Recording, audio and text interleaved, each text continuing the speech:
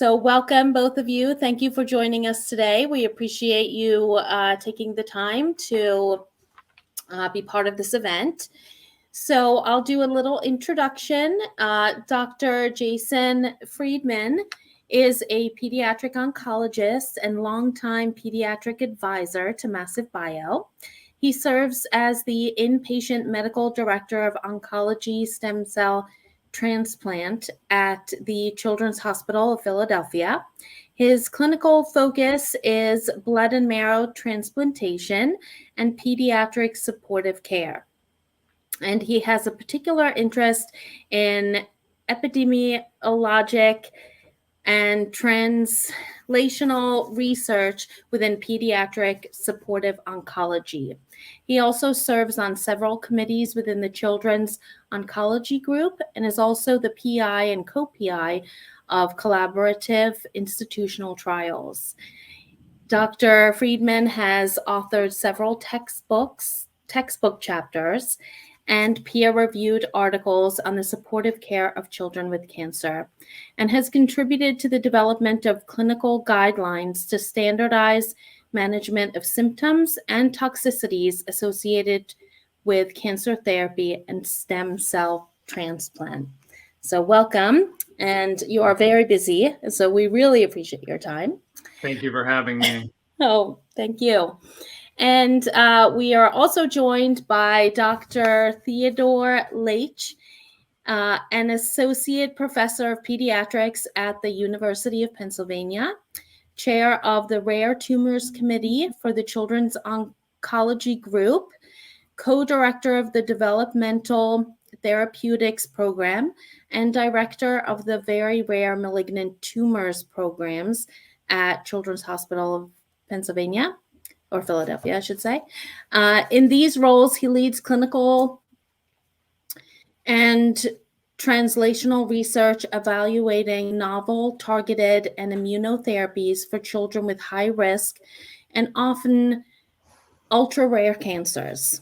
He is active in early phase drug development nationally and internationally, with a particular focus on molecularly targeted therapies. As a member of the pediatric subcommittee of the FDA on oncologic drugs, national, international chair of drugs advisory committee, pediatric NCI COG match target and agent prioritization committee, and national and international chair of 3 children's oncology group therapeutic studies, as well as other industry-sponsored clinical trials. In particular, he has been a leader in the development of TRK inhibitors for children with TRK fusion cancers and serves as the global PI for several clinical trials of TRK inhibitors. So thank you very much. And again, welcome, and we appreciate your time. So let's jump right in. And Dr. Laetsch, can you give a brief overview of assessing a cancer for mutations? Sure. So mutations are changes in the DNA of a cancer cell, and they're what we think drive the development of cancer, the change from a normal cell in one's body to a cancer cell. And previously, when we've looked for mutations, most often that's been done looking for a single specific type of mutation in a single specific type of cancer. But more recently, we've gotten a lot better at using next generation sequencing, so broad sequencing to identify mutations across hundreds of different genes within an individual patient's cancer. And more commonly now, that's how we're evaluating for mutations rather than single specific mutations limited to a histology or a type of cancer. And with that, we've found that there's some alterations that can predict response to specific therapies across different cancer types. So the same mutation can be present in different types of cancer and can lead to response to the same type of therapy, even though there's different types of cancer. We're also learning more about the different types of mutations that occur in cancer. So there can be specific mutations called fusions, for example, that you have to look for in a different way. And so we're developing more complicated assays to try to identify all the different types of mutations that are present in one's cancer. And more recently, we've actually started looking at cancer mutations from the blood of patients. So previously, cancer mutations have always been identified by taking a biopsy of a tumor and looking at that in the laboratory.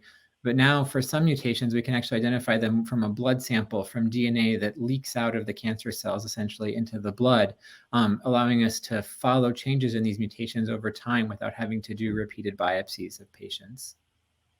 Interesting. Okay, great.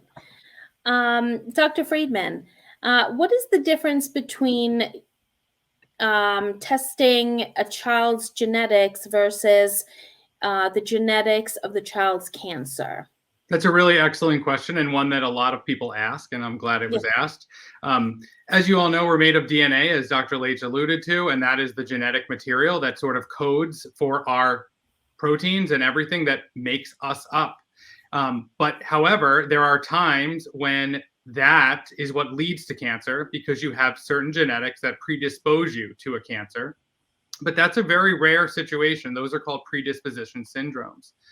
More commonly, we test for the genetics of a specific tumor. So if your child is diagnosed with a tumor or a cancer, we will look to see what the genetics of that particular cancer cell is. And the reason that that's important to differentiate is what we find in the cancer cell is not necessarily what is in your child, the rest of your child's DNA. And so we're looking for specific things that could help us treat the cancer, as Dr. Laetsch alluded to, that we would want to target on the cancer cell specifically. Again, there are times that the same mutation might be located in what we call germline, which means it is part of the patient and maybe the cancer. But most of the time, we're looking at separate pieces where it's on the cancer cell in and of itself. And this is really helpful now in with modern technology to know how we're going to treat a cancer. And I will say that if patients are diagnosed with aberrations or problems in their germline or in themselves, we think differently about those patients, and their treatment might be slightly different because some of those patients may not handle chemotherapy or other treatments with the same toxicities, they may have more, or other risk profiles. So it is important to understand we're testing the patient versus the tumor. Most of the time, the treatment is dictated by what the tumor is showing. And as we'll talk about, these trials really focus on the results of those type of testing. Excellent. Okay. So the importance then, there's a big importance in having these tests done.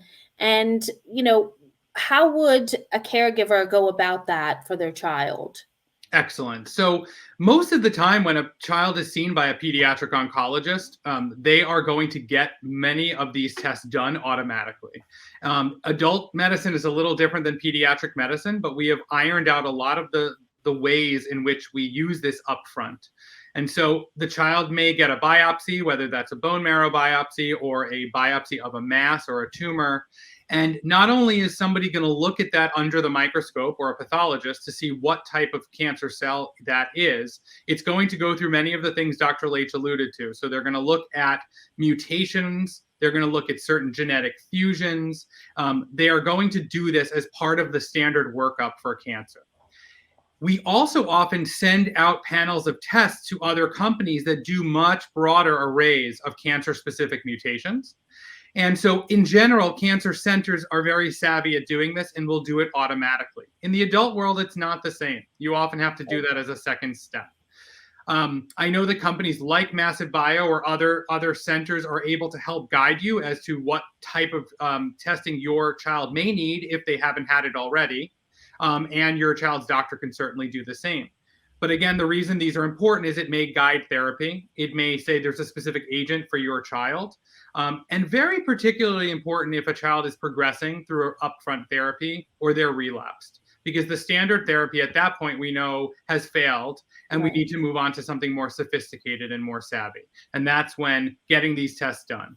And so your consultation with an oncologist or a second opinion or through something like Massive Bio could guide you as to what you need done that you may not have already had.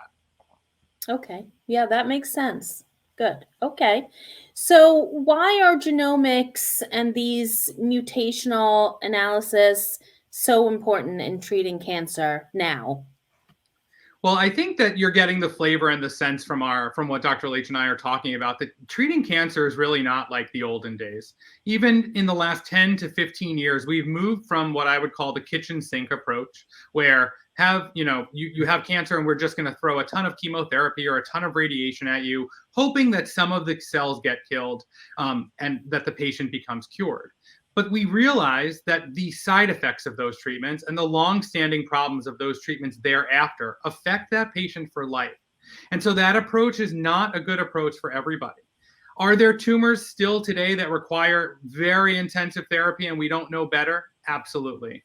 But there are many tumors for which knowing a very specific mutation or a fusion can reduce the amount of therapy that that patient needs. We can do something also called precision medicine, where we can say, your tumor shows this signature and you would benefit from this medication and put you on a certain pathway. For other patients, it may say your mutation is very different and you need to go down this pathway. And so precision medicine is taking the agents that are specific to what the tumor is showing us, the behavior of how the tumor is acting, and giving drugs much more targeted. The benefit of this is that there's a higher chance of a response, that the tumor would hopefully go away, but also that you're going to dramatically decrease the amount of toxicity because you're only giving therapy that the patient requires or needs instead of a boatload in hopes that you'll get a response. And that is really the way the field of oncology is moving, because we've learned very much that it's not about just getting the patient through the experience now. It's about setting them up for survivorship and living a healthy, productive life thereafter. And our little children with cancer really have a long life ahead of them, and we owe it to them to make sure that the treatment is as tailored and as low toxicity as possible. Yeah, that's great. Thank you for that. So, Dr. Laetsch, I'll jump to you here. Maybe you can explain to us what is a clinical trial, because I think that's where we're heading with all of these great advancements in medicine. Yeah, so that's an excellent question as well. So there's different phases of clinical trials, but in general, a clinical trial is where you're testing a new drug that hasn't been tried before, or a drug that's been tried for one group of patients in a different patient population, to really understand how well that drug works, what's safe about that drug, sometimes what the right dose of that drug is. And it's really studying this in a rigorous way to try to understand best how we use these therapies.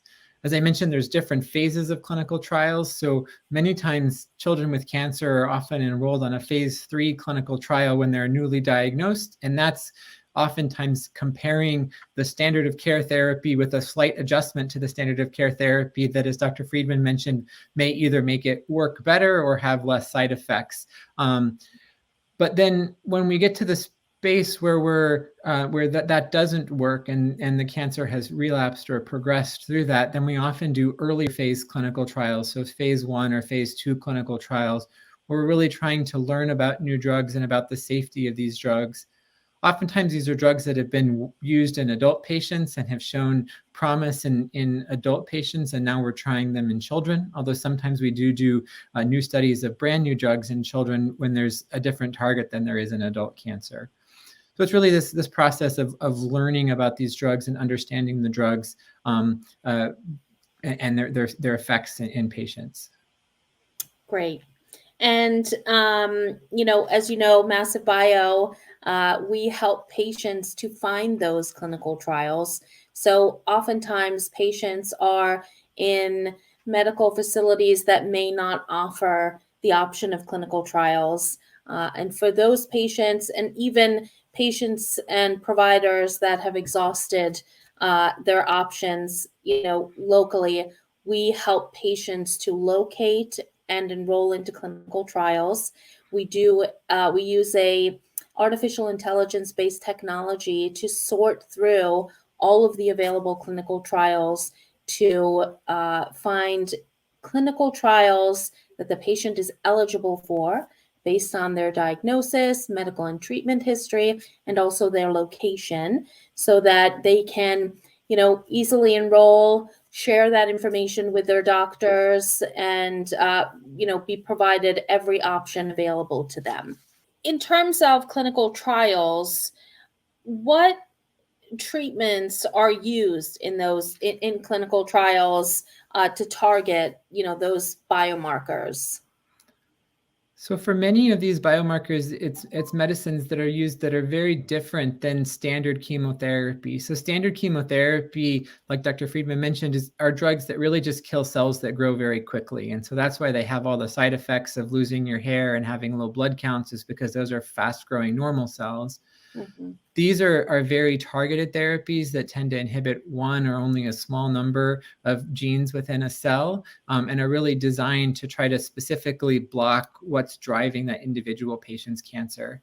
So some of those agents are kinase inhibitors. Drugs like larotrectinib or entrectinib, repotrectinib are some of those that are being studied for TRK fusions, for example. And these are all oral drugs that you take as a pill or as a liquid that have very different side effects and much fewer side effects than you think about with the sort of cytotoxic standard chemotherapy. Some of the others are, as I mentioned, immune-mediated agents designed to turn on the immune system. And those are often given through an IV infusion, but again, don't have the same sort of spectrum of side effects that you think about with standard chemotherapy. Okay, great. I know we're talking specifically about pediatric clinical trials. Is there a specific age limit to pediatric clinical trials? It does vary from trial to trial. There are some trials that go all the way down to birth in terms of the youngest age, and some trials that actually span the entire age range that go from birth all the way through, elderly adult patients. For many of these trials, eligibility is 1 or 2 years of age, but it depends on the specific trial. But for these pediatric trials, most children would be eligible. Age is not generally something that excludes patients from these studies. Okay. And how would someone go about getting their child enrolled in a clinical trial?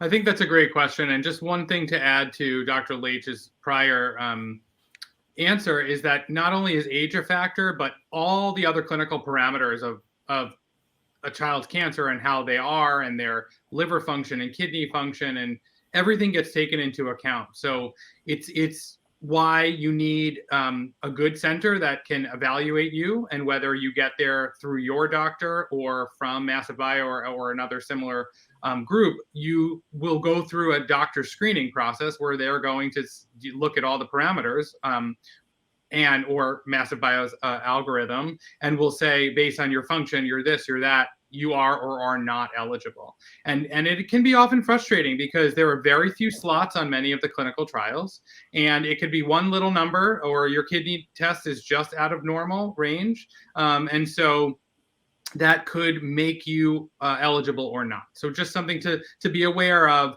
that once you identify a trial, there are some steps that need to go through as a family or as a patient, and Massive Bio can certainly help, as well as your care team. I think getting involved in a clinical trial depends on what is the clinical trial for. And I say that because Dr. Laetsch told us that sometimes clinical trials are not just for relapse or progression, they are for the minute you're diagnosed. Clinical trials are the way we get information and develop standards as to how to treat children. And the treatments we have today harken back to research that was done in the 60s, 70s, 80s to know what is the right therapy for a child. And so I want families to understand that just because you're being proposed to go on a clinical trial does not mean you have advanced cancer, doesn't mean you have progressive or relapsed cancer. You may be on a trial where they're looking at whether 8 milligrams or 9 milligrams of the same known drug that helps a cancer is better or worse. And so one shouldn't be fearful of a clinical trial.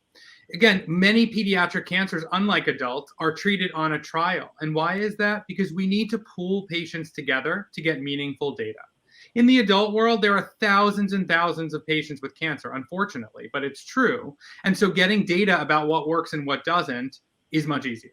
In pediatrics, the numbers are so small and cancer is so rare that the only way to know if something's working or not is to pool numbers from various centers. And so clinical trials are the infrastructure to do that.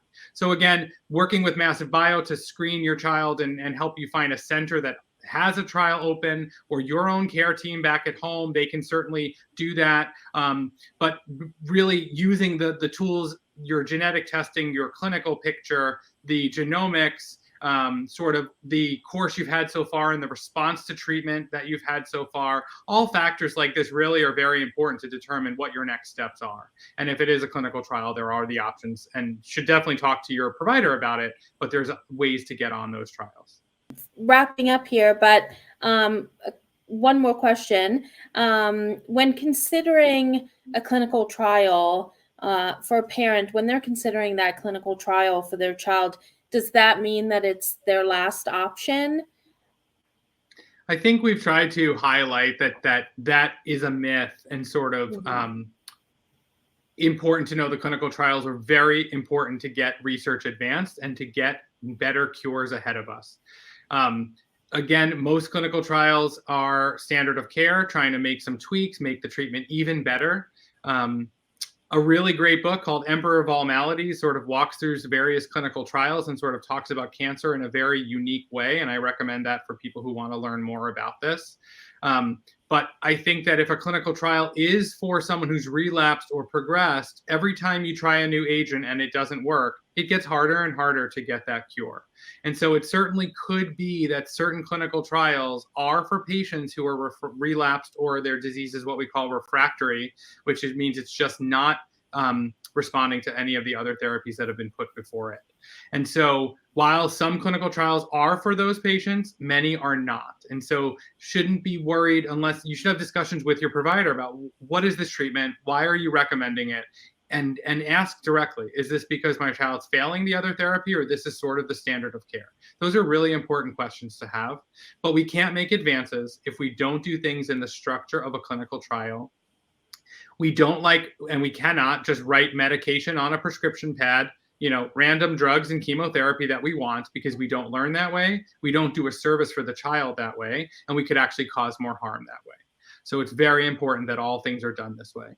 One of the very hard things, and I'll just leave with this, and then we can do some questions, is some clinical trials, like the phase 1 that Dr. Laetsch alluded to, is not intended to specifically provide benefit for the child which is receiving the medication. We hope that it will provide benefit. But the phase 1 schema is really to find a dose that's safe and tolerable for the next generation of trials, so that we can use that drug and hopefully cure children. We are using drugs that have some data, maybe in the lab or in other adult tumors, that it may be helpful, but you can never promise somebody that when we put you on this trial or this drug, it's going to directly benefit that child. We all certainly hope so. But the goal of a phase 1 trial is really to make sure it's safe. And then we move it into trials where we test it against specific tumor types. And in those trials, yes, it is challenging to find any drugs because the prior therapies have not as well. Right. Okay, so we do have a few quick questions. One question, how long do two clinical trials last?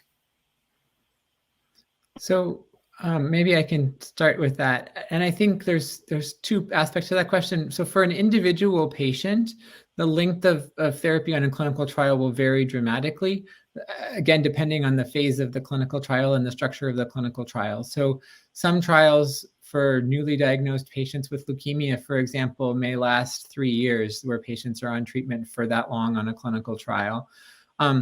Whereas others, like these new trials that we're talking about, really the length of time varies, and it depends on how the patient or the child is responding to the therapy. So for most of these trials, the patient can stay on the therapy for as long as they're benefiting, meaning their tumors are not growing or their cancer is not getting worse. And as long as they're not having side effects that are too severe, that means we would have to stop.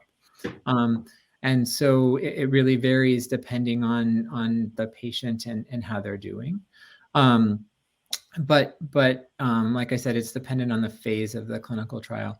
The actual whole clinical trial is a different question, and that, a clinical trial enrolls anywhere from a couple dozen to thousands of children, and that can last for many more years. But that's not what an individual patient experiences. Got it. Okay. And one more, how are clinical trials, how am I paying for a clinical trial is the question. So, are there extra costs, or how does that happen and work? So there are so most clinical trials, if there's an investigational and experimental medication, usually that experimental medication is provided for free as part of the clinical trial. But usually we still bill the insurance company for the routine parts of the care, the things you would get even if you were on standard of care therapy. So often that's some labs and the scans, those kind of things are done as routine care. But again, it was something that you should ask the person if you were talking about a clinical trial about the specifics. The other costs, things like travel to the site, if it's not at your local site, are something that may be supported by the clinical trial sponsor. Some sponsors have money available for that, but some don't. And so for some of those may be also added costs to the patient and their family.